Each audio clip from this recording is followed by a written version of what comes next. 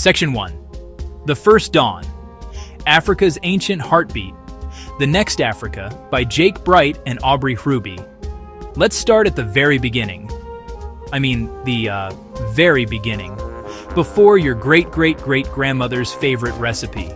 Before Shakespeare. Before the Romans were even thinking about building an aqueduct.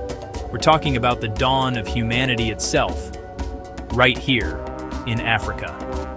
77,000 years ago, someone in a cave looking at the ocean. They aren't just surviving, they are creating, carving patterns, making tools, thinking. This wasn't just the start of a person's story, it was the start of our story. Africa is not just a part of human history, it is the first page. It is the cradle from which we all crawled. From that first spark, civilizations bloomed like wildflowers after the rain. Forget the simple narratives of huts and hunters. We're talking about empires, pyramids along the Nile, monuments so grand we still argue how they were built.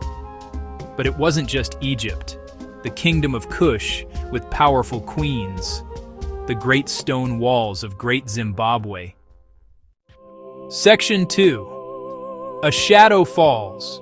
The Scars of Colonialism and the Fight for Freedom. Then, a different kind of ship appeared on the horizon. These weren't traders coming for a fair exchange. This was the beginning of a very hard, very long chapter. European powers arrived, and they didn't come to make friends. They came to take. They carved up the continent like a cake at a birthday party where you weren't invited. They drew lines on a map in a room in Berlin, sliced through ancient kingdoms, split families, lumped rival groups together. These weren't borders, they were scars. And those scars still ache today. Suddenly, the people who had built empires were told they were uncivilized and needed to be managed. The system they built, colonialism, was simple and brutal.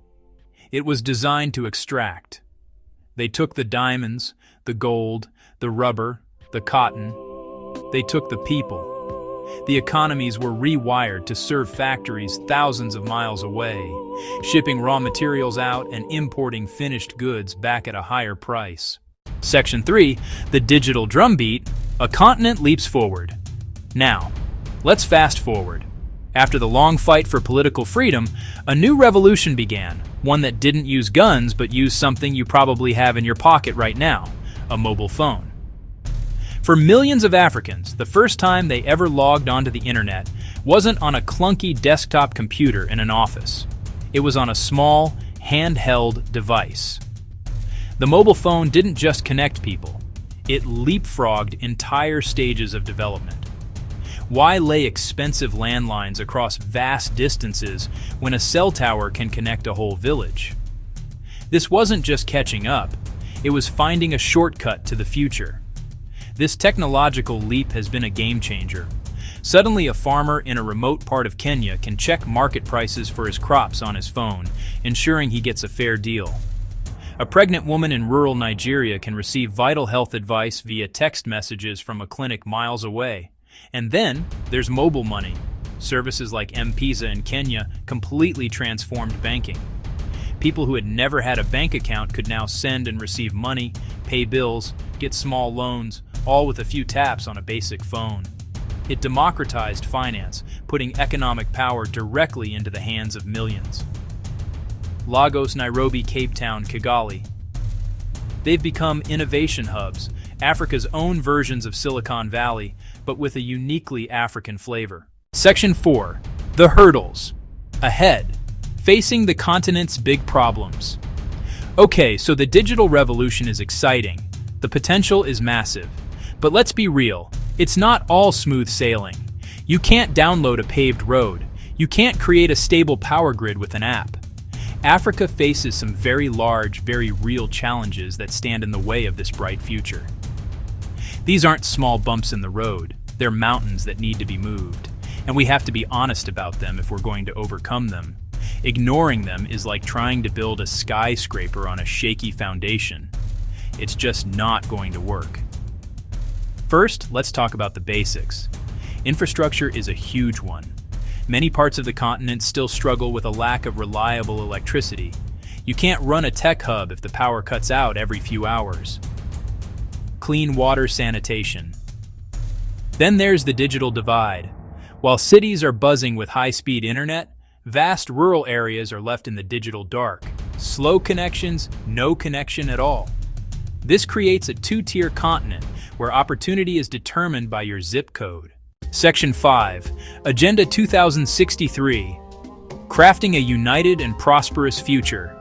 So, with all these challenges, what's the plan? You can't just hope for the best. You need a roadmap. And that's where big, ambitious ideas like Agenda 2063 come in. Think of it as Africa's own Declaration of Interdependence. It's a master plan, a vision created by Africans, for Africans, outlining the continent we want to see by the year 2063. A century after the founding of the Organization of African Unity. It's a call for a prosperous, integrated, and peaceful Africa, driven by its own citizens and representing a dynamic force in the world. It's about taking control of the narrative and writing the next chapter ourselves. A huge piece of this puzzle is economic unity. For decades, it's been easier for a country like Nigeria to trade with Britain than with its neighbor, Ghana. That's just crazy. The African Continental Free Trade Area, AfCFTA, is designed to fix this. The goal is to tear down the trade barriers between African countries, creating one massive market of over 1 billion people. This could be a game changer. It means an entrepreneur in Rwanda can sell her products in South Africa as easily as she can at home.